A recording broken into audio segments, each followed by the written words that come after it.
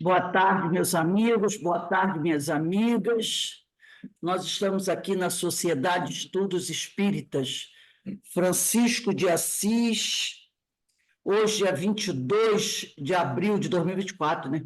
Dia que o pessoal comemora o descobrimento do Brasil, aí o pessoal fala também que é o Dia da Terra, né? Então, cheio de datas comemorativas. E nesse horário das 16 horas, nós estudamos essa obra, O Livro dos Espíritos, essa publicação de Allan Kardec. Nós estamos estudando a parte segunda, capítulo 9, da intervenção dos espíritos no mundo corporal. Hoje vamos começar com a influência oculta dos espíritos em nossos pensamentos e atos, item 459. 459. Mas antes de iniciarmos aqui, eu vou pedir para a Carmen. Carmen, você pode fazer a nossa prece de abertura, por favor? Sim, claro. Então, estamos aqui, Senhor, agradecidos mais por essa oportunidade. Pedimos a bênção dos espíritos que aqui estão conosco, da Casa de Francisco. Rogamos a eles a inspiração, a atenção, o conhecimento que vamos adquirir e que tenhamos muita calma, muita perseverança e muita disciplina nesse momento em que vamos estudar, em que vamos reflexionar sobre esse livro dos Espíritos. Então, rogamos a eles a proteção, o amparo e as bênçãos que precisamos nesse momento. Também pedimos, Senhor, àqueles que estão nesse mundo ainda, com tanta dificuldade, com tanta necessidade, em, no momento de guerra, de perda, de tanta carência, rogamos, Senhor, a, a ajuda da equipe espiritual, dos amigos espirituais, para que possa tocar os corações dos dirigentes, daqueles que conduzem as guerras, daqueles que pouco se incomodam por tantas dificuldades, tantas mortes, tantas perdas, que possam ser tocados em seus corações para cessar esses movimentos bélicos que estamos vendo nesse momento agora da nossa vida. Que Jesus possa abençoar a todos nós aqui nesse momento e que possamos ter boas reflexões e bons conhecimentos para a nossa vida. Graças a Deus. Graças a Deus. Bem, meus irmãos, vamos começar estudando aqui essa questão 459, que é uma questão muito famosa dentro do Livro dos Espíritos, né? Influência oculta dos espíritos em nossos pensamentos e atos. É uma questão importantíssima. Importantíssima, podemos dizer assim. Por isso que a gente vai devagarzinho, a gente buscou trazer bastante coisa para a gente conversar, porque essa questão aqui é muito importante. Olha a pergunta que Kardec faz. Influem os espíritos em nossos pensamentos e em nossos atos, daquilo que nós fazemos? E os espíritos respondem: muito mais do que imaginais, influem a tal ponto que de ordinário são eles que vos dirigem, né? Então, muito mais do que a gente imagina. Muito mais do que a gente imagina. Então, ele diz aqui, né, que muitas vezes até parece que são eles que nos dirigem. Então, aqui a gente tem várias coisas para a gente ver. Primeira coisa, ele diz aqui, nós podemos dizer assim, na questão 459, né, que é essa questão que é importantíssima, não devemos esquecer que os espíritos eles irão nos dirigir quando, por afinidade, estabelecemos uma sintonia, que tem por base o quê? O nosso livre-arbítrio. Então, eles irão nos dirigir nesse sentido, tá? Eles irão nos dirigir quando, por afinidade, estabelecemos uma sintonia. Se você estabelece uma sintonia com eles, aí eles vão nos dirigir. Eles vão nos dirigir, né? E essa sintonia tem que mudar isso aqui, o livre-arbítrio. Eu escolhi, eu permiti entrar em contato com esses espíritos. E se eu abrir a porta para eles entrarem, eles irão me dirigir. É igual o vampiro. Na lenda, vampiro é uma lenda, né? A história tradicional do Conde Drácula. Então, nos filmes assim, bem tradicionais, o vampiro só entrava se fosse convidado. Ele batia a casa da pessoa, logicamente a pessoa não sabia que ele era vampiro, mas ele normalmente era aquele cidadão muito simpático, até bonitão, que sempre fazia muitos elogios aos homens, às mulheres, né? Ele envolvia as pessoas numa sedução. Quando a pessoa ia à casa dele, ele ia à casa de uma pessoa, ele não entrava, ele não invadia. Ele batia e ele esperava ser convidado. Sendo convidado, ele penetrava. Então, esses espíritos eles vão nos dirigir, sim, se você os convidá-lo a participar da tua intimidade, da tua mente. Né? E aí eu trouxe aqui, para a gente começar a conversar sobre isso, um PDF que eu vou compartilhar aqui com vocês, porque esse assunto é tão importante, do livro do Chico, Pensamento de Emmanuel, desculpe, não é do Chico, não, do Martins Peralva. Martins Peralva, tá? Pensamento, porque eu tenho Pensamento e Vida de Emmanuel, mas esse aqui é Pensamento de Emmanuel. No Pensamento de Emmanuel, ele vai dizer assim: o Espiritismo tem explicação própria, tem conceitos essenciais que afinam de alguma sorte com as diversas escolas, indo, contudo, bem mais além, em virtude da reencarnação. Chave mestra que abre as portas, que permitem desvendar os grandes problemas que tanto trabalho tem dado aos penólogos modernos e antigos. Assegura o Espiritismo que, pelo uso do livre-arbítrio, a alma fixa seu destino, prepara suas alegrias ou suas dores. Então, pelo uso do seu livre-arbítrio, você decide se você será uma pessoa que terá muitas alegrias ou muitas dores. Por quê? Porque o livre-arbítrio quer dizer o quê? As escolhas que a gente faz. Então, não tem castigar, Deus me castigou, não. É a lei de causa e efeito. Pelo uso do livre-arbítrio, pelas escolhas que você faz na sua vida, você vai ter momentos de felicidade ou momentos de dificuldade.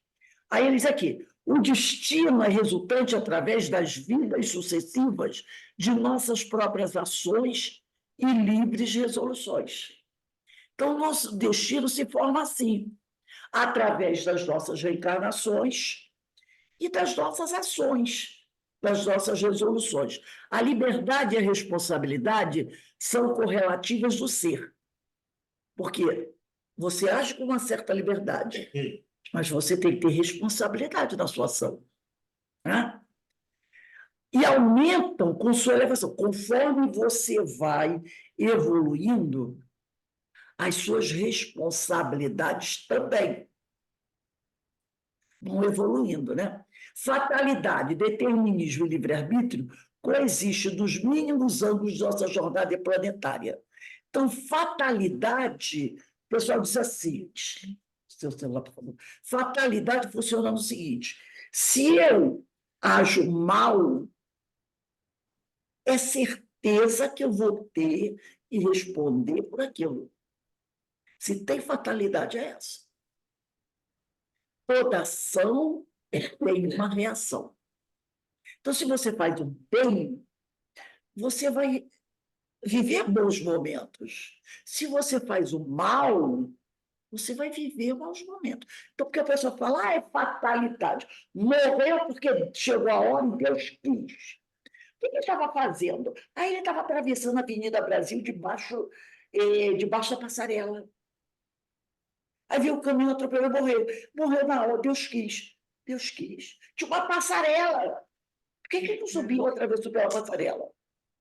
Ele decidiu atravessar a Avenida Brasil, que tem aquele trânsito violento, por baixo da passarela, porque ele não queria subir escada. Será que ele morreu porque Deus quis? Claro que não. Morreu por imprevidência. A gente estava vendo agora, né? O sujeito pula daquele bump jump, né? Aquela corda lá de cima. Como teve há pouco tempo uma pessoa que foi pular, pulou, só que fizeram a corda comprida demais. Aí a corda bateu no chão, ele morreu. O outro morreu porque pulou, a corda arrebentou. Foi Deus que quis? Claro que não. Um esporte perigosíssimo como esse, né? A praia está cheia de bandeira vermelha. Eu vou entrar no mar assim mesmo. Não vou afogado. Porque Deus quis. As bandeiras vermelhas na areia não era para você entrar. Mas os caras que entraram, desobedeceu. Deus quis? Não. Imprevidência. Suicídio indireto. Você está vendo as bandeiras vermelhas. Às vezes, quando a gente vai à praia, a gente vê um salva-vida, né? Ele tira a pessoa à força de dentro d'água. Teve uma vez que ele tirou, a mulher estava lá na praia do celular e o filho dela, dos 7 anos, dentro da água. Ele pegou a criança, tirou, chegou perto dela, ele tirou o celular da mão dela, disse para ela assim: se arrume e vai embora da praia agora. Gritando. Ela ficou, agora se eu prendo você sai aqui no celular, seu filho estava lá dentro d'água, com cheio de bandeira vermelha, o menino quase afogou. Ele veio com a garota, criança uma perna, e a mulher com o celular, ele tirou o celular da mão dela. Ela olhou assim: fora da praia agora. Se a criança morre, é destino? Não, imprevidência dela, da mãe. Né? Então, ele fala aqui: fatalidade, determinismo e livre-arbítrio coexiste nos mínimos ângulos de nossa jornada planetária. Existe algum tipo de determinismo? Existe. A reencarnação é um, se pode dizer. Né? O livre-arbítrio é outro. Além de causa e efeito, seria outra. Porque se você comete uma ação, vai haver uma reação. Então, se tem determinismo, fatalidade é esse. Isso é uma fatalidade, tá? Mas a gente não pode achar que tudo é fatalidade, né? Tudo é fatalidade. Bebeu, fumou a vida toda, morreu de câncer. Porque Deus quis. Fatalidade, não é fatalidade. Né? Expedem tais conceitos fundamentais em doutrina espírita. Onde, não, aqui é para, deixa eu ver, tem uma notinha aqui, é para ir para o outro, deixa eu ver, vou aqui para o outro PDF. Aí ele diz aqui: quando um espírito. Deixa eu só ver uma coisinha aqui, gente. Espera aí, um instantinho. Opa! Quando um espírito, antes de reencarnar, escolhe a família, o meio social e as provas de natureza moral ou física, porque tem de passar, está usando a faculdade do livre-arbítrio, em concordância, no entanto, com situações e problemas do passado, do pretérito. Então, quando nós vamos reencarnar, a maioria das pessoas que já tem um grau evolutivo normal, como o nosso, normalmente ela conversa com a espiritualidade que está planejando a reencarnação, está lá no livro Missionários da Luz, capítulo 13, de André Luiz. Você já participa do planejamento da sua reencarnação. E muitas vezes a espiritualidade deixa você fazer as escolhas do que vão acontecer da próxima vida, né? A família, o meio social, as provas de natureza moral ou física, porque você tem de passar. Quando você, no plano espiritual, está escolhendo, né, planejando, né, ali com o amparo da espiritualidade, a tua nova reencarnação, você está usando o livre-arbítrio. É que quando a gente está aqui, encarnado, a gente diz assim: eu não escolhi isso, não. Mas não escolhi mesmo. Não, aí os espíritos dizem: não só escolheu, como implorou. Mas é que quando a gente está no plano espiritual, a gente está livre da carne, A nossa forma de encarar certas coisas é diferente de hoje, de estar aqui encarnado. A gente quer avançar, quer evoluir, e a gente sabe que é necessário, né? Não tem essa matéria, né, para empanar os nossos pensamentos, né? Então, a gente está usando a faculdade do livre-arbítrio em concordância com as nossas atitudes do passado. Então, você olha para trás, sabe o seu passado e sabe o que precisa fazer para melhorar, para reparar os erros do passado. E aí você pede. Tem uma história até de um companheiro que pediu um monte de coisa, ele queria ser surdo, cego, paralítico, um monte de coisa ele queria pedir. Aí o amigo espiritual disse assim, não, meu filho, também não precisa tanto assim, não. Vai devagar, sabe por quê? Se você vier do jeito que você está dizendo, você não vai fazer nada, não vai aguentar. Então você vai nascer espírita, quando chegar aos 30 e poucos anos, vai se descobrir médium, vai trabalhar na mediunidade de cura. Ele veio e fracassou, porque nem isso ele quis fazer. Né? Mas ele queria ser cego, surdo, mudo, deficiente mental, sem braço, sem perna, sem nada. Sabe aquela coisa? Mas, cara, também não precisa tanto, né? Então, aí, né, mas somos nós, né, que escolhemos, em concordância, no entanto, com situações e problemas do passado. Por quê? Para a gente poder reparar, corrigir aquilo que ficou, que nós fizemos de errado. Então, aqui, ó, segundo a maneira como se comporta o cidadão junto à família, no meio social e ante as provas em referência, cria o espírito um quadro de resgate para o futuro. Aqui daríamos, em boa doutrina, o nome de determinismo relativo. Olha, dependendo do seu comportamento entre a família, na sociedade, tá? Você está criando um quadro de resgate se você agir mal, de maneira equivocada, para o futuro. Então, seria um determínio relativo. Porque é igual aquela frase que o pessoal diz, né? Quem semeia vento, colhe tempestade, não é? Se eu semeio espinha, eu quero colher rosas? Claro que não. Se eu jogo pedra, eu quero colher o quê? Uvas? Claro que não. Então, a gente já sabe disso. Se você agir mal, você já sabe que em algum momento no futuro você vai ter que resolver aquela questão. Pode nem ser na próxima reencarnação, pode ser numa segunda ou numa terceira do futuro, mas não vai ficar esquecido. Então, se tem um determinismo relativo, é esse. Esse quadro pode sofrer alterações não essenciais em função da misericórdia divina e dos próprios méritos do Espírito, e ainda dentro do preceito evangélico de que o amor cobre a multidão de pecados. O livre-arbítrio não é absoluto, ele não é total, mas sim relativo, relativo à posição ocupada pelo homem na escala dos valores espirituais. Porque você diz, eu tenho livre-arbítrio, então eu posso fazer tudo. Não, não. Ele é relativo dependendo da posição que você ocupa na escala dos valores espirituais. Então, é na escala que eu ocupo, meu livre-arbítrio vai até aqui. Às vezes a gente não vê gente aí que Deus está caçando o livre-arbítrio desse jeito, não é? Então, porque tem aquela coisa, se você faz alguma coisa e isso que você faz muitas vezes prejudica só a você, até a espiritualidade o senhor deixa você ir até um pouquinho mais, para ver se você desperta. Mas se o que você faz prejudica uma coletividade, às vezes Deus chega e diz, para por aqui, mesmo você querendo continuar, porque a tua ação está trazendo um mal muito maior para as pessoas, né?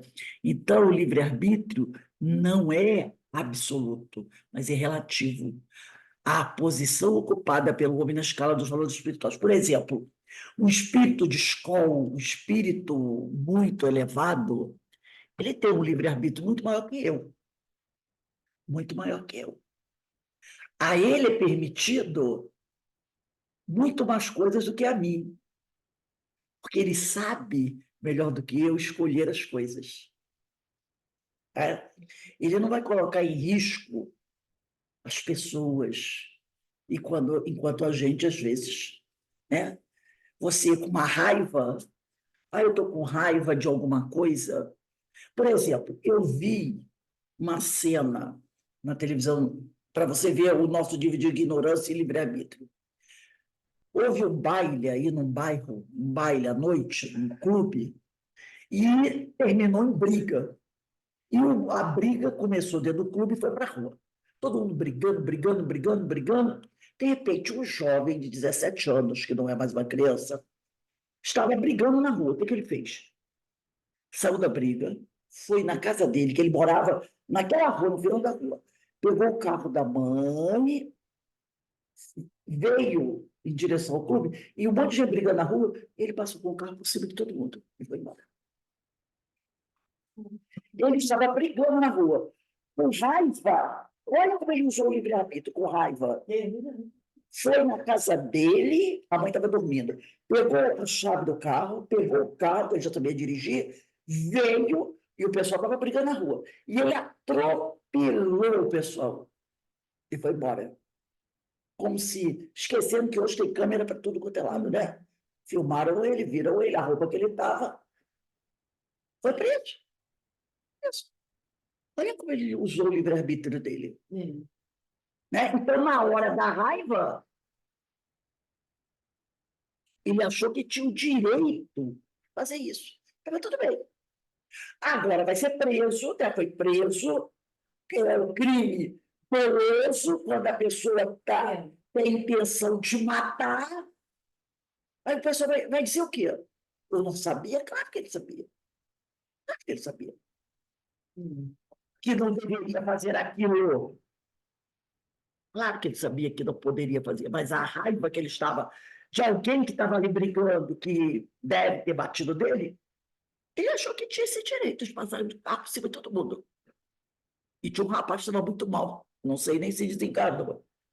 Então, ele diz aqui, o homem que se torna criminoso sob a influência oculta de um obsessor é também responsável ante as leis divinas, porque cedeu às insinuações cruéis da entidade que lhe armou o braço, uma vez que poderia resistir ao assédio mental do espírito. Pode até ser que esse rapaz, né, influenciado por alguém que estava ligado a ele, questão aqui que na questão 459 eu falei no início, não devemos esquecer que os espíritos irão nos dirigir quando, por afinidade, estabelecemos sintonia com eles. Porque a resposta dos espíritos é, a pergunta de Kardec, influem os espíritos em nossos pensamentos e nossos atos? O que eles dizem? Muito mais do que imaginais.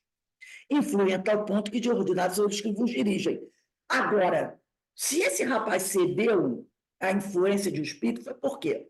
Porque ele já estava em sintonia com ele. Quando ele começou a brigar, né, dentro do clube, fora do clube, não deve ser a primeira vez, né? Não deve ser a primeira vez. Então, de repente, pode ser que o espírito tenha dito para ele: é isso mesmo, vai lá, ele te bateu, você tem o carro. Vai. E ele cede. Por isso que ele diz aqui, o Marcos Peralva, sob a influência oculta de um obsessor, que pode ser, e é também responsável o homem que se deixa levar ante as leis divinas, porque se foi um espírito que sugeriu a ele passar, que deu um trator com o carro em cima das pessoas, ele cedeu, ele aceitou a insinuação cruel da entidade, né, que mandou que ele usasse, que armou o Brasil, mandou que ele usasse o carro dele como uma arma, uma vez que poderia resistir ao assédio mental dos filhos. Porque ele sabia que isso poderia matar alguém. Quero passar com um carro por cima de várias pessoas, errado. Um rapaz de 17 anos não saberia disso? Claro que saberia. Mas fez por quê? Porque se o espírito sugeriu isso a ele, ele concordou, ele aceitou a ideia. Então, ele e o espírito são simpáticos. São simpáticos. Né? Então, ele diz aqui, igualmente aquele que comete homicídio em estado de embriaguez não está isento de responsabilidade em face da interpretação espírita, porque foi voluntariamente que o ébrio se privou da sua razão para satisfazer as paixões brutais. Então, se ele matou alguém estando alcoolizado ou drogado, Ele é culpado, sim. Por que ele usou droga? Porque ele bebeu. Nessa semana nós vimos o caso, né? Um senhor e um rapaz mais novo, lá na esquina da nossa casa. Saíram do bar, passaram o dia todo no bar, né, que tem um bar assim perto do nosso prédio. À noite, saíram do bar, não conseguiram nem andar. Caíram lá na grama e ficaram lá, totalmente embriagados. Totalmente embriagados. Se vem alguém ali dar um tiro e mata eles, eles foram assassinados, mas eles também têm responsabilidade pelo que deixaram acontecer com eles. Ou se eles cometem o crime, também são responsáveis. Por que não foram para casa? Por que beberam até se embriagar de não poderem, né? A sorte que passou um rapaz que a gente não sabe se esse rapaz era conhecido deles ou não, era uma alma bondosa, que parou o carro, viu a situação em que eles se encontravam e botou os dois dentro do carro e levou. Ou para o hospital, ou para a casa deles, eu não sei. Uma alma bondosa. Que podiam até cair no rio e morrer afogado. Entendeu? Então, se isso acontece, ele não sabia o que fazia. Ele podia não saber o que fazia, agora ele está bêbado. Mas ele sabia o que fazia quando começou a embriaguez. Né? Então, em vez de uma falta, comete duas. Aquele que matou, ou porque está embriagado, ou porque está dependente químico. Ele cometeu duas faltas. Né? A primeira, por tirar a vida de alguém. A segunda, por se deixar envolver pelas drogas, pelo álcool. São dois erros. A responsabilidade, no entanto, não tem a mesma dimensão para todos os homens, nem para todos os atos. A justiça divina faz as necessárias e sábias diferenciações, em consonância ainda com o preceito de Jesus. Ao que mais recebeu, mais será exigido. Então, se a criatura, né, estudou, recebeu mais informações e, mesmo assim, ela se deixa levar uma coisa dessa, ela terá muito mais responsabilidade do que, de repente, um morador de rua, alguém que não tem cultura e que se torna um ébrio dependente químico. Né? Então, a quem muito é dado, muito será cobrado. Né? Então, Jesus disse, ao que mais recebeu, mais será exigido. Então, tanto que tem o ditado que diz, né, Emmanuel que fala, quem tem 5 minutos de evangelho já é muito responsável. Já é muito responsável, né? Um outro texto aqui que eu trouxe para a gente ver é do Martins Peralva, ainda tratando desse assunto, que ele fala de problemas mentais. Ele vai dizer assim, e problemas mentais aqui, eu já até li esse texto outro dia com uma outra pessoa, mas eu vou ler novamente um pedaço. Ele não está falando da pessoa que tem doença física, não, tá? Ele diz assim, iniciaremos o presente capítulo recordando a assertiva do instrutor Albério de que a mente permanece da base de todos os fenômenos mediúnicos.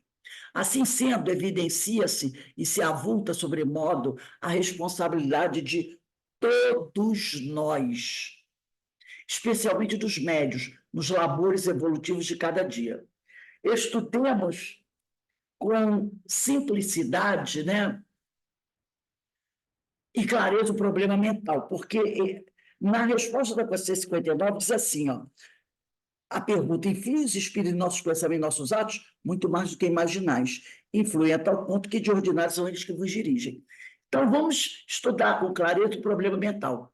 Assim como a ingestão de certos alimentos ou de bebidas alcoólicas ocasiona fatalmente a modificação de nosso hálito, alcançando o olfato das pessoas que próximas estiverem, do mesmo modo, os nossos pensamentos criam o fenômeno psíquico do hálito mental, equivalente à natureza das forças que emitimos ou assimilamos. Teremos, então, um hálito mental desagradável ou nocivo, ou agradável e benéfico. Eu também não maneiro com uma pessoa que se torna um alcoólatra.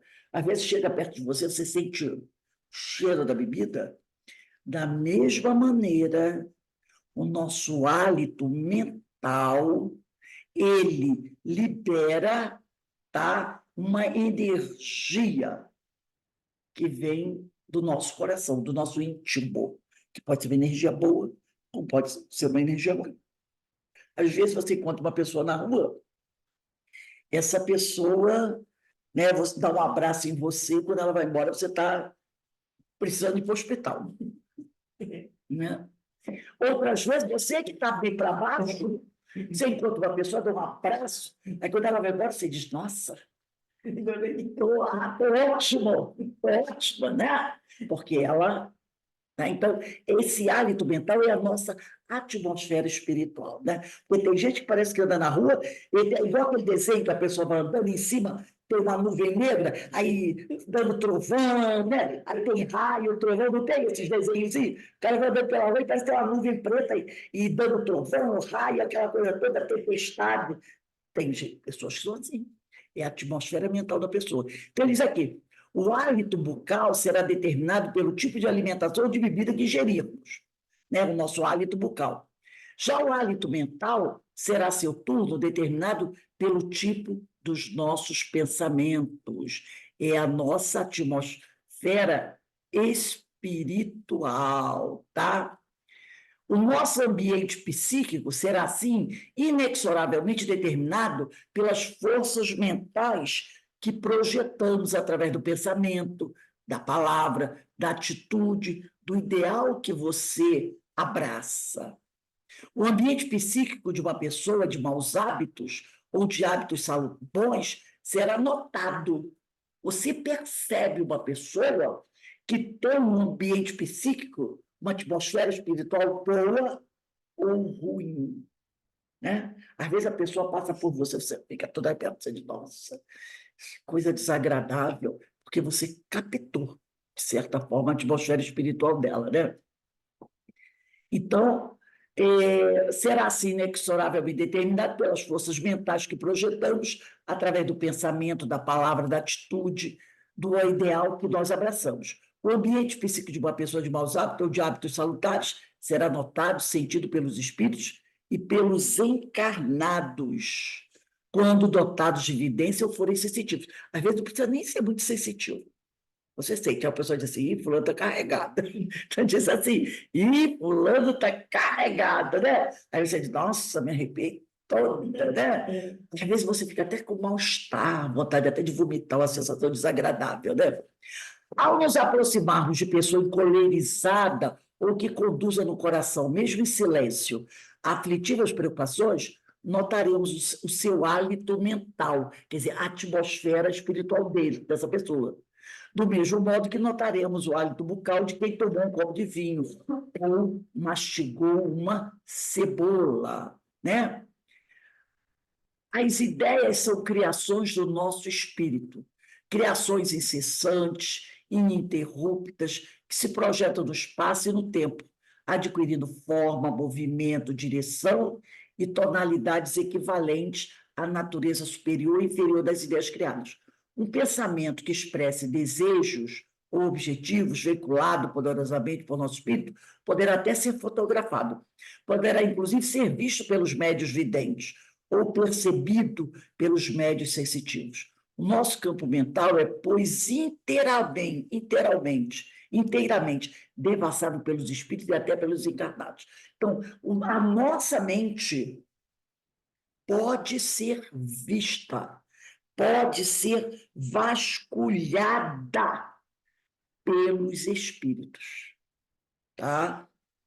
E até pelos encarnados, se forem videntes. Considerando por oportuna observação de Paulo de Tarso, de que estamos cercados por uma nuvem de testemunhas, somos compelidos a medir e pensar na balança consciencial as sérias responsabilidades que decorrem do conhecimento e já temos de tais verdades. Isso porque tais criações determinarão inevitavelmente o tipo e o caráter de nossas companhias espirituais, em virtude das vibrações compensadas. Então, a gente tem que pensar o seguinte: não existe nada em segredo para os espíritos. Nada. Nada é segredo para os espíritos. Agora, tem o seguinte fato: se a criatura, se você, né, Se você é uma pessoa que está sempre pensando coisas boas, muito boas, uma pessoa que tem um grau evolutivo mais elevado, esses espíritos inferiores não vão conseguir fazer uma leitura do teu pensamento. Eles não vão, porque eles estão numa faixa vibratória inferior. Então, eles não vão conseguir fazer uma leitura do nosso pensamento. Mas se a nossa vibração for ruim, se a pessoa estiver sempre pensando coisa ruim, cheia de preconceito, cheia de crítica, né? O que vai acontecer? A gente está baixando a vibração. E baixando a vibração, os espíritos vão conseguir, os espíritos inferiores, fazer essa leitura do teu pensamento. Entendeu? Por isso, meus amigos espirituais sempre falam para a gente, né? Ó, levanta o padrão vibratório. Orai e vigiai, para você não ficar à mostra para eles, entendeu? Então, ele diz aqui, ó, somos compelidos a considerando por oportuna a observação de Paulo, de que estamos cercados por uma nuvem de testemunhas, somos compelidos a medir e pensar na balança consciencial as sérias responsabilidades que decorrem do conhecimento que já temos de tais verdades. Então, é aquele detalhe. Você já sabe disso. Então, se você incorre em erro, a sua responsabilidade é maior, porque você já sabe disso. Tem gente por aí que não sabe disso. Não sabe que a mente dele é uma vitrine. A responsabilidade dele é menor. Entendeu? Agora, nós que já sabemos, a nossa responsabilidade é maior. Isso porque as criações determinarão inevitavelmente o tipo e o caráter de nossas companhias espirituais. Uma mente invigilante atrairá entidades infelizes, vampirizadoras, porque certos espíritos profundamente materializados, arraigados ainda às paixões inferiores, nutrem-se, alimentam-se dessas substâncias produzidas pela mente irresponsável ou deseducada, tá? Então, esses espíritos vão ficar se alimentando dessa nossa energia. Vão ficar. E aí, tudo aquilo. Você é responsável, de certa maneira, porque você está alimentando esse espírito. Tá? Você estará, de certo modo, facilitando ou permitindo a esse espírito continuar numa situação difícil. Você é responsável. Porque se ele, ao penetrar na sua mente, visse coisas boas, né? Coisas elevadas, isso poderia fazer com que ele o quê? Melhorasse. Então, você também teria mérito. Poxa, você está ajudando o espírito. Por que você está ajudando? Porque ele escaneou, vamos dizer assim, a tua mente e viu coisas boas, edificantes. E aí ele, de repente, abraçou uma delas, né? Abraçou uma delas e deu um passo para frente. Mérito seu. Você está ajudando. Agora, quando ele entra na sua mente e vê coisa ruim, vê coisa desagradável, e aí ele vai, incentivado por aquilo que ele viu em você, ele comete o ato, você é responsável pelo ato que ele cometeu também. Porque ele encontrou aquilo aonde? Na tua mente. Entendeu? Por isso que a espiritualidade fala. Aquele que já tem o conhecimento disso, se alimenta pensamentos ruins, é muito mais responsável do que aquele que não sabe disso. Porque você poderá influenciar alguém a fazer algo errado. Porque ele entrou na sua mente e viu alguma coisa lá e ele gosta. Ele diz, se ele faz e gosta, também vou. Percebeu a nossa responsabilidade? Não é só do que a gente fala, é do que a gente pensa. Se esses espíritos, né, penetram em nossas mentes, analisam o que a gente faz, porque se você está no nível mais alto, Deus até pode dizer assim, o espírito fala, não, deixa ele penetrar na mente dele, fazer uma varredura, porque a gente sabe que lá na mente desse companheiro tem coisa boa. Tem coisa boa. Deixa ele entrar, porque ele vai ter a oportunidade de aprender coisas boas. Mas se você baixa o seu padrão vibratório, pensando em coisas negativas, esses espíritos vão te encontrar. Vão nos encontrar. E nós seremos responsáveis por estar o quê? Dando veneno para ele.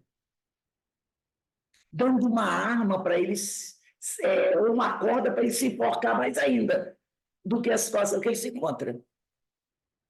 Vamos aqui à questão 460. Olha o que diz aqui. De par com os pensamentos que nos são próprios, outros haverá que nos sejam sugeridos? Vossa alma é um espírito que pensa.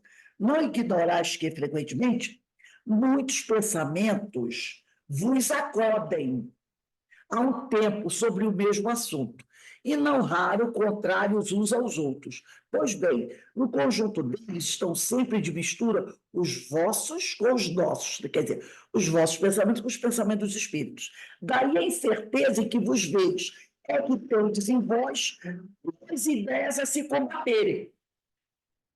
Às vezes a gente não está assim, né? Você está estudando aqui, estudando, analisando um monte de coisa boa, e, de repente, você entra um pensamento, né, totalmente diferente daquilo que você costuma pensar.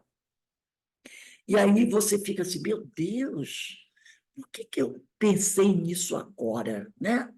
Por que eu pensei nisso agora? Então, às vezes, é um espírito que está o quê? Envolvendo você no pensamento dele, até para ver se consegue demover você da tua posição, da sua, né, daquela posição dele, tua. Vai que, de repente, você concorde com ele. Então, muitas vezes acontece isso, né? Às vezes a gente está vendo alguma coisa e acontece um crime, de repente, alguém matou alguém. E aí você, né, que fala sempre em amor, misericórdia, compaixão, tem um pensamento horroroso em relação àquele companheiro ali, que cometeu aquele ato. Muitas vezes foi o espírito que te sugeriu aquele pensamento, para ver se você abraça aquele pensamento. Entendeu? Mas é aquele detalhe, que falamos isso até na aula passada, né? Acho que foi no sábado que nós falamos sobre isso. Qualquer dúvida, porque diz a pessoa, daí a incerteza que vos vedes, é que tem desenvolve duas ideias a se cometerem. Lembra quando um tempo atrás, nós lemos um livro onde dizia assim, imagina Jesus que está do teu lado, Jesus do teu lado, né? Aí vem aquele pensamento, aí você olha assim para Jesus e pensa, o que Jesus faria em frente a esse pensamento que entrou? A gente tem alguma dúvida? Qual será? Não. Por quê? Porque a gente já sabe. Né? Nós somos aqueles que já têm 5 minutos de evangelho.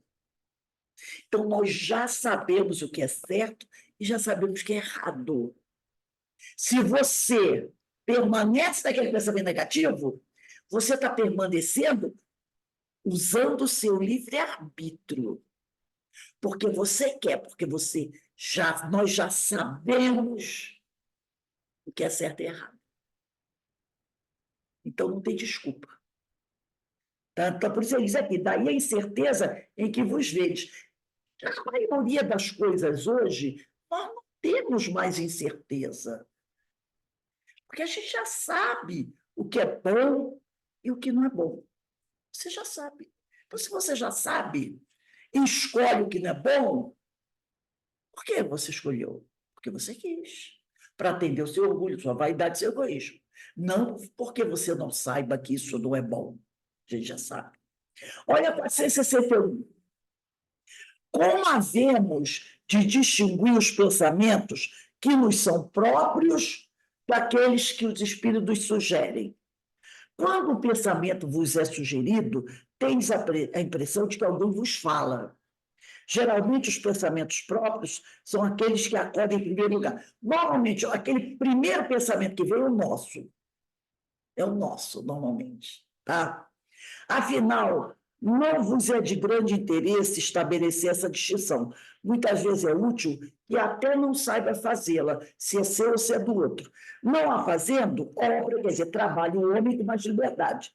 Se se decide pelo bem, é voluntariamente que o pratica. Se toma um mau caminho, maior será a sua responsabilidade. Então, não interessa para mim se o pensamento que entrou na minha cabeça foi meu ou de um espírito. Não interessa.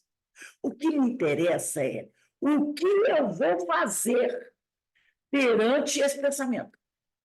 Se o pensamento é bom, ou é meu, é do espírito, não importa. O que importa é qual a minha reação. Vou expulsar esse pensamento e dizer, eu não quero pensar isso é totalmente errado, ou vou dizer, você quer ter uma boa ideia? É isso que importa. Importa que, se foi o obsessor, o espírito amigo que mandou o pensamento. Não interessa. O que interessa é, eu vou abraçar esse pensamento ou não vou abraçar. Se for um pensamento bom, posso abraçar. Ou então posso dizer, veio um pensamento bom, não quero isso, não, isso é coisa boba. Porque também tem isso, né? Por exemplo, uma pessoa ali, esse rapaz, que veio de carro, que eu falei, vi os duas pessoas bêbadas da rua. Não sei se ele conhecia ou se ele não conhecia a pessoa. Não sei. Tá? Mas, conhecendo ou não conhecendo, ele fez uma coisa boa. Mesmo que ele conhecesse, poderia ter, fosse um vizinho, olhou assim, vou levar esses caras nada, dois bêbados, vai que eles vão vomitar dentro do meu carro, ou sujar meu carro todo. Poderia ser. Poderia dizer isso. Poderia ser um vizinho, né? Poderia ser até um primo. Vou dirigir, vou olhar para o outro lado. Vou olhar para o outro lado para não ver. Não é? Ele ia tirar a razão dele. Não é? No pensamento dele. Não, dos bêbados dentro do meu carro, vou sujar o meu carro todo. Acabei de limpar meu carro. Embora. Muita gente ia dizer, tá certo. Certo. Até nós poderíamos dizer isso. Mas ele não. Sendo conhecido ou não conhecido, ele não se preocupou se eles iam sujar o carro dele. Ele parou, pegou os dois, botou dentro do carro. E levou. Se a decisão de fazer isso foi dele, ou foi algum espírito bom que disse para ele, vai lá, bota esses dois dentro do seu carro e leva. Afinal, eles moram perto de você. Ou então leva para o hospital, porque estão num coma alcoólico. Ou não importa se foi um pensamento dele de levar, ou se foi de um espírito que mandou. Não importa. O que importa é a atitude que ele tomou. Ele decidiu ajudar. Ele decidiu ajudar. Isso que importa. Se foi uma decisão dele, ou se foi o outro que sugeriu. Se foi decisão dele, tudo bem. Se foi o outro que sugeriu, ele resolveu atender. O que importa é o que ele fez. O que ele fez. Ele ouviu, se sensibilizou, levou. Então, é isso que a gente tem que tomar cuidado, né? Então, diz aqui, se a pessoa se decide pelo bem e voluntariamente pratica, ótimo, ela tem mérito. Se toma um mau caminho, maior será a sua liberdade. Vai que esses caras tivessem caído na rua. Alguém passa assim, tá ali, vou passar por cima e vou embora. A gente já fez isso.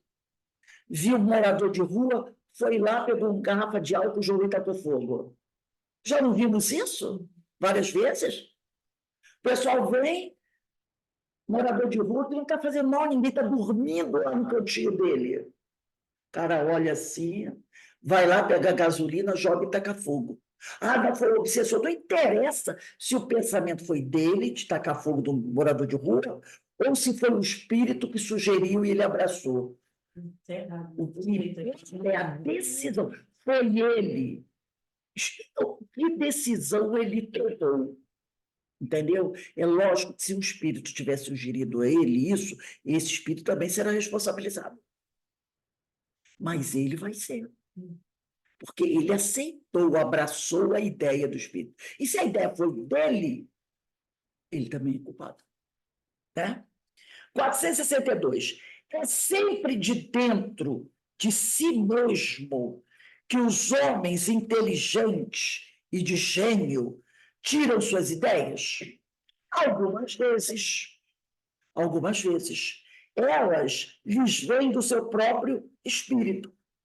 Algumas vezes é você mesmo que tem aquela ideia sensacional. Porque, como eu já falei aqui várias vezes, nós não sabemos o grau do nosso conhecimento. Às vezes eu estou nessa reencarnação aqui, a pessoa está nessa reencarnação, nessa reencarnação ela nem estudou muito. Mas é um espírito que já tem muito conhecimento adquirido ao longo das várias encarnações. Mas nessa reencarnação, não houve necessidade de ter tanto, aparentar tanto conhecimento. Então, muitas vezes, você tira o conhecimento daquela ideia genial da sua própria cabeça, né? Outras vezes, essas ideias são sugeridas por espíritos que os julgam capazes de compreendê-las e dignos de vulgarizá-los. Nós vimos isso na pandemia, quando começaram os cientistas nos laboratórios fabricar uma vacina. Vários cientistas em países diferentes, laboratórios diferentes, começaram a trabalhar em cima da vacina. E é lógico que a gente sabe que a vacina não começou do zero, porque muita gente criticou, essa vacina eu não vou tomar não, porque foi tão rápida a fabricação dela. Normalmente uma vacina leva 3, 4, 5 anos, é verdade. Mas acontece que esse é o Covid-19. Vários outros Covid já existiam. Já existiam várias outras vacinas para combater vírus parecidos com esses. Então, o que os médicos fizeram? Qual é a vacina aí que o vírus é o mais parecido com esse daqui? Ah, é essa. Então, vamos todos trabalhar em cima dessa. Por isso que foi rápido. Não começou do zero, como da paralisia infantil. Já existiam, né? Já existiam outras vacinas. Nós não temos aí a influenza. Já começa de, ó, pega aí a tal vacina, vamos melhorar essa daqui. E foi assim que ela saiu em 6, 8 meses. Mas ela saiu em vários lugares diferentes. Né? Tivemos vacinas aqui no Brasil, dos Estados Unidos, no Japão, na China, na Rússia, na Europa. É claro que a espiritualidade estava trabalhando junto a esses cientistas, muitos deles ateus, mas não interessa. O cara, quando se trancava no laboratório, e muitos deles viraram dia e noite porque havia uma emergência. Né? Se dedicaram. É claro que a espiritualidade estava trabalhando junto a esses cientistas no desdobramento do sono, para que eles pudessem chegar. E reparem, eles chegaram quase todos ao mesmo tempo, não foi? Depois começou a pegar vacina de todo quanto é tipo, em vários lugares ao mesmo tempo. Moderna, como é aquela aqui do Butantan, aqui em São Paulo, que foi a que nós usamos mais, a nossa vacina aqui, que eu esqueci o nome dela, que é essa que foi fabricada aqui no Brasil. Quem lembrar aí, por favor, me diga, que eu esqueci.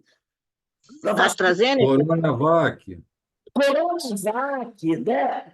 A Coronavac salvou centenas de pessoas. E olha, vou dizer uma coisa para vocês. Existe um personagem da história que ele praticamente saiu de cena. Eu acho que ele entrou são coisas que às vezes a gente fica analisando.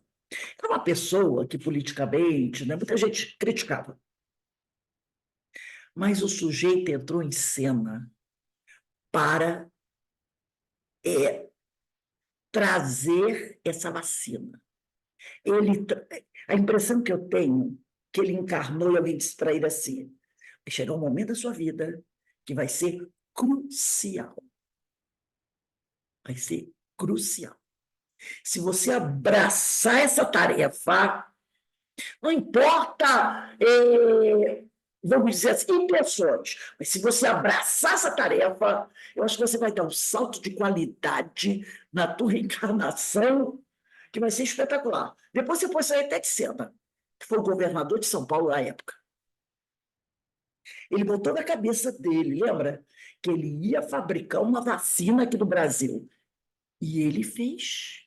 Ele fez. Ele arregimentou um monte de empresários de São Paulo, que ele era antes de ser político, era um empresário, todo mundo sabe, né? Um empresário. Um empresário, então ele entrou em contato com vários outros empresários, principalmente de São Paulo, pedindo dinheiro, porque uma vacina dessa não é barata, vocês sabem. Porque os insumos, tem que comprar os insumos de outros países, principalmente da Índia. A Índia fabrica muito esses insumos. Isso custa caro. Então, ele conseguiu arregimentar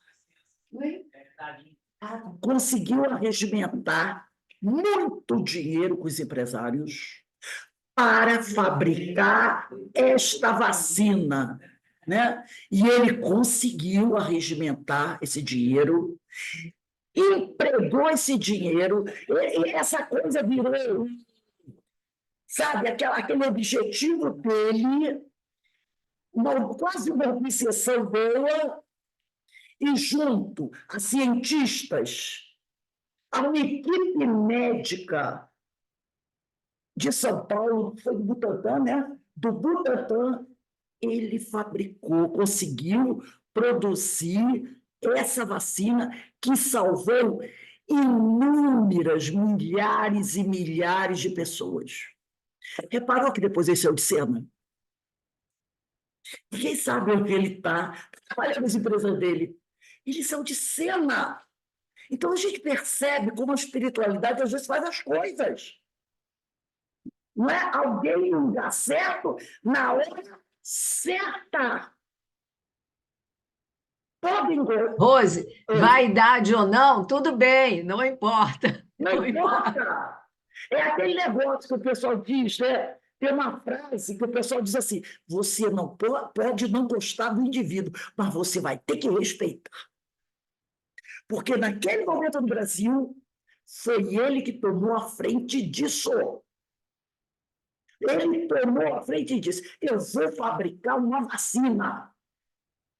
Aí entrou em contato com uma multidão de empresários, porque ele é um empresário rico, conhece muitos outros empresários, e disse para eles: eu quero dinheiro. Eu quero dinheiro. E vários empresários de São Paulo, do Brasil inteiro, amigos deles, deram dinheiro. E ele fabricou. Então, inclusive, o diretor da época do Butantan, né, que nem é mais diretor, hoje era um médico, que era o diretor do Butantan, trabalhou junto com ele, e um outro médico também, que era o secretário de saúde dele também, não sei nem onde estão eles, porque o diretor do Butantan não é mais o mesmo, e o secretário de saúde dele eram dois médicos, o diretor do Butantan e o secretário de saúde dele, e ele, os três, trabalharam, resgataram o dinheiro, fizeram a vacina. Que teve questionamento aqui, questionamento ali, não interessa. Ela salvou milhares de pessoas. Depois todo mundo saiu de cena, ele saiu de cena. Mas, sabe, essas pessoas, esses espíritos, não tinham essa missão? Uma missão baseada em questões do passado? Não é? Quem sabe lá no passado eles não foram arrasa quarteirão. E agora eles vieram para reparar isso com condições financeiras para fazer isso? Quantos milionários não deram a mínima? E eles fizeram. E detalhe, politicamente ele não ganhou nada com isso. Nem se reeleger ele conseguiu. Politicamente ele não ganhou nada com isso.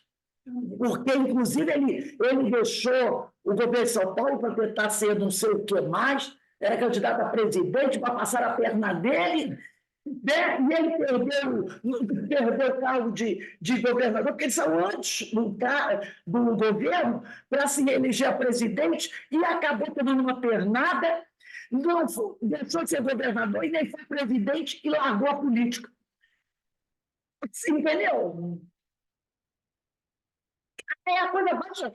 Agora, nós devemos a ele as nossas vidas, porque graças à vacina nós estamos aqui belos e formosos. E eu tomei todas elas, e quantas vier eu estou tomando. Quantas vier eu estou tomando. Não interessa se vai virar beija-flor, tico-tico, não me interessa. Entendeu? Vacina é para tomar. Isso eu aprendi com meu pai, que não tinha muita instrução. Mas meu pai era militar, e quando um quarto ele dizia assim, traz, eu vou tomar vacina, meu pai, vamos embora, prima que é mais, todo mundo toma vacina. Meu pai, desde que eu sou criança, meu pai era assim, meu pai era o rei da vacina. Era o rei, eu falava vacina, meu pai levava todo mundo para o quarto para tomar vacina. Né? Afinal, isso é coisa de Deus, né? Isso é coisa de Deus. Então, são coisas que às vezes a gente vê, né, acontecer que a gente não sabe explicar. A gente não sabe explicar.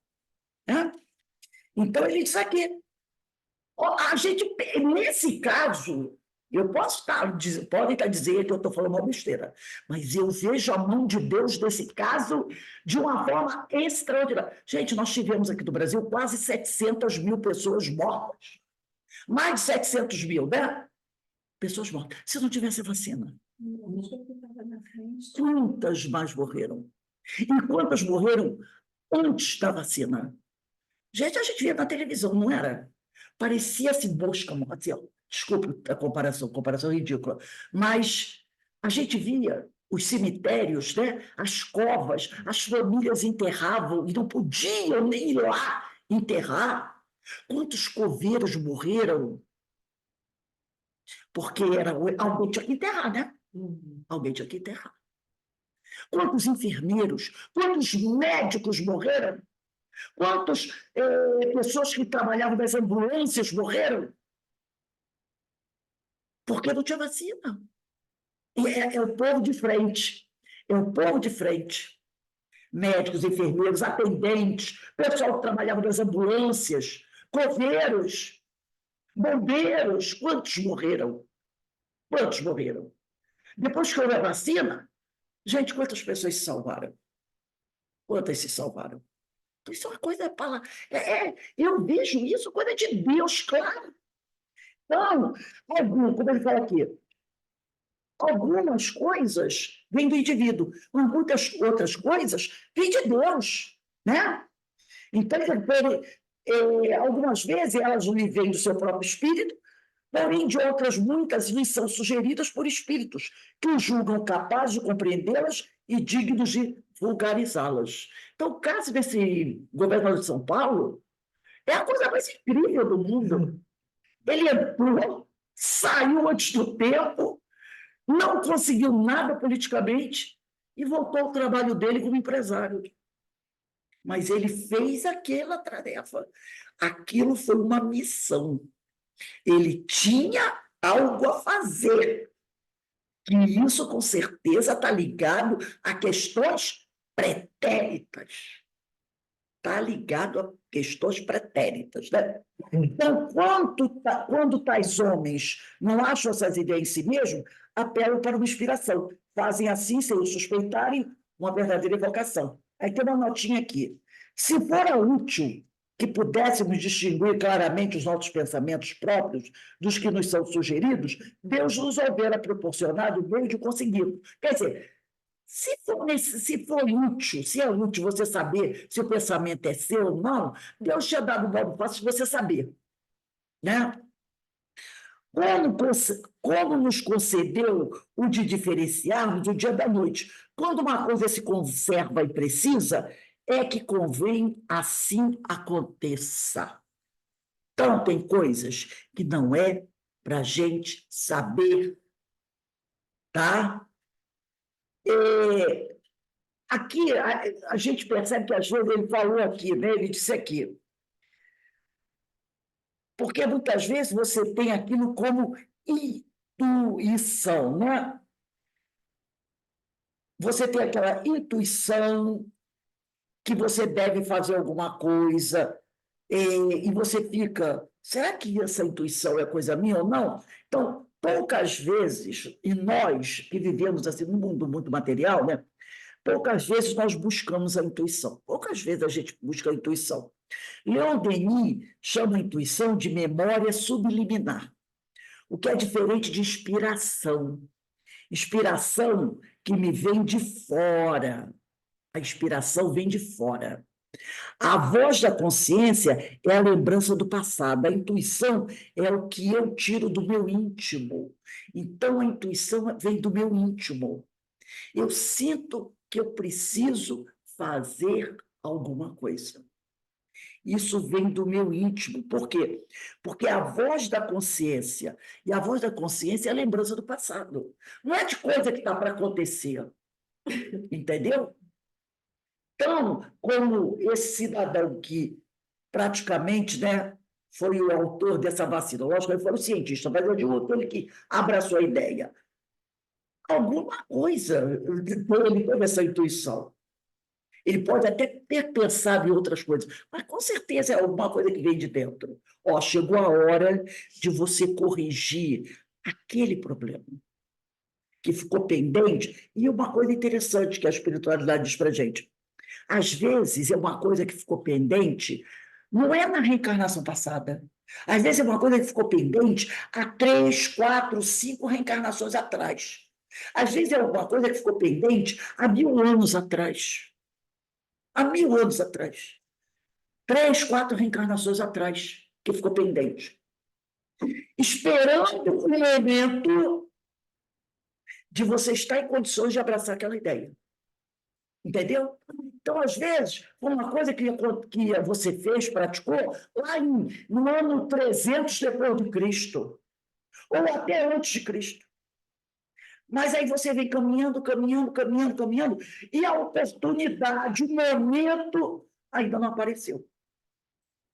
Quando você está bem estruturado, aí aparece o momento. Aí Deus diz assim, é agora.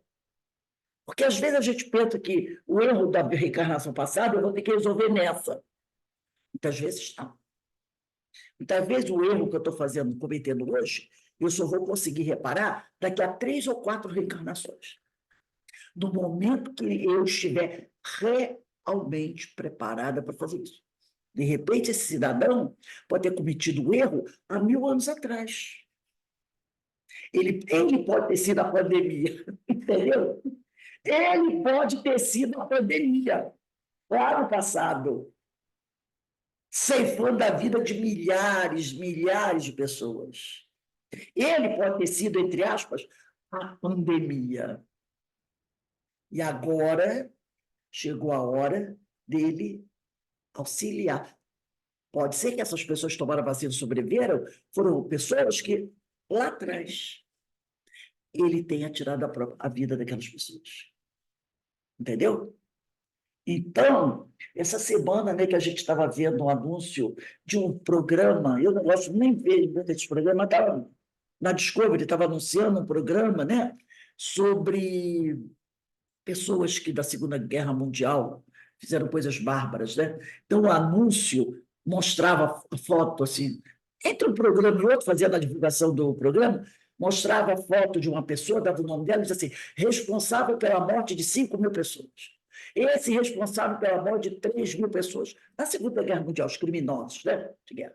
Esse aqui é responsável pela morte de 4.000 pessoas. E eu fiquei pensando assim, né, Jesus, imagina isso. Fulano responsável pela... Já pensou? Olha o título. Fulano responsável pela morte de 4.000 pessoas. Eram judeus, ciganos, todo mundo, né?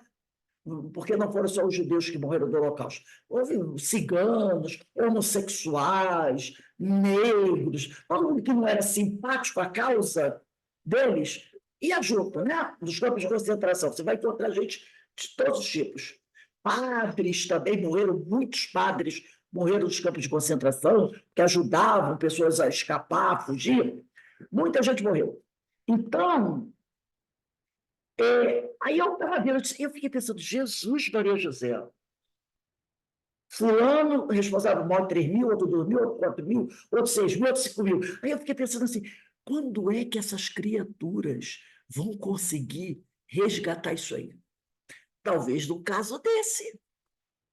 Lá no futuro, não sei quando, possa acontecer daqui a 200 anos, 300 anos, que vírus sempre existiu e quando vai continuar existindo, haja uma pandemia dessa aí violenta. E um espírito desse que matou 2, 3 mil, tem que ser um médico que vai trabalhar numa aldeia, numa região, tratando, salvando a vida dessas pessoas. Entendeu? Aí a pessoa diz assim, mas porque é Deus que manda, ele vai pagar a atividade dele lá na caldeira do inferno. Não! Ele vai ter que resgatar trabalhando no bem. Porque a gente pensa logo assim, né? Manda o cara, vai ficar... Não! Ele vai trabalhar, ele vai para uma região, de repente vai para uma área dessa da África, onde a miséria impera, a gente sabe, as crianças estão morrendo, as pessoas estão morrendo de fome, de sede, de doença. Ele vai ser aquele missionário que vai trabalhar numa aldeia dessa, numa barraquinha sem luz, com candeeiro,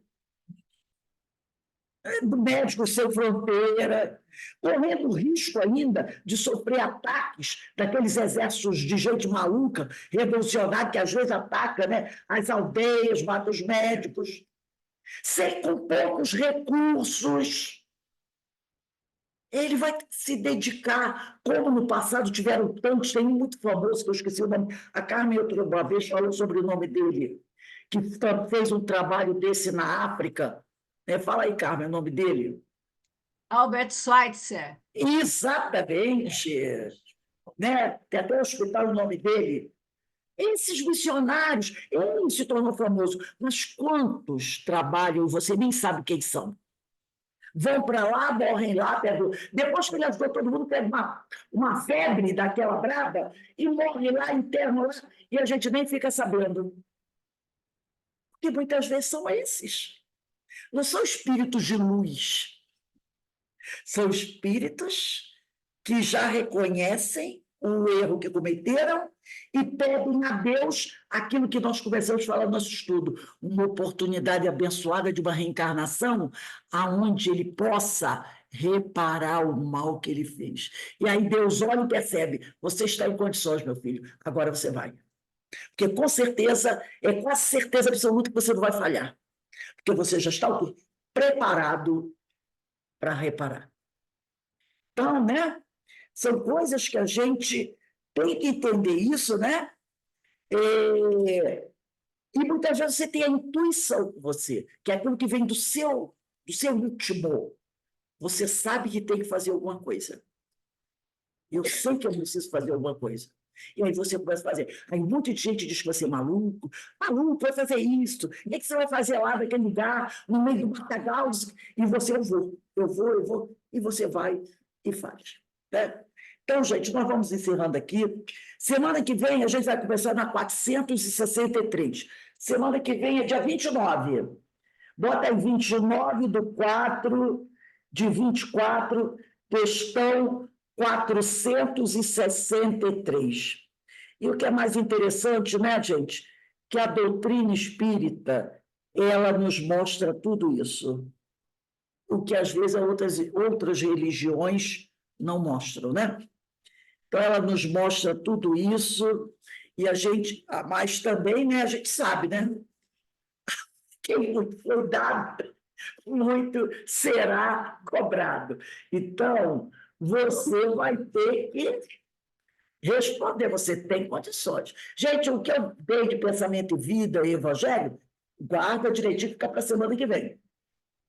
Então, a gente vai trabalhando, a gente vai crescendo, a gente vai aprendendo, porque nós também temos as nossas questões para resolver. E hoje a gente está se preparando para a qualquer momento. Estamos aqui para quê? Para qualquer momento se abraçar. Ou talvez já esteja abraçando a tarefa. Esteja fazendo, mas para você fazer com mais firmeza, com mais solidez, com mais qualidade. Tá? Porque a gente já sabe, quem já sabe não tem para onde correr. Então, é só agradecer a Deus, agradecer a Jesus essa oportunidade, né, gente? Então, vamos dar uma paradinha agora. Daqui a pouco, ó, hoje vai ser a penúltima aula do livro Devação Invisível, tá? Semana que vem termina, dia 29. E hoje à noite nós teremos uma palestra maravilhosa com o nosso irmão Thales Gomes, tema Deslizes Morais. Percebeu? O embrólio, né? Deslizes morais. Bem dentro do que a gente está falando agora. Bem dentro. Então, vamos dar uma paradinha aqui, agradecendo sempre a Deus a oportunidade. E se a coisa está chegando, a gente vai abraçando. Não ignora, não, né? Porque passou o tempo disso. Vamos abraçar.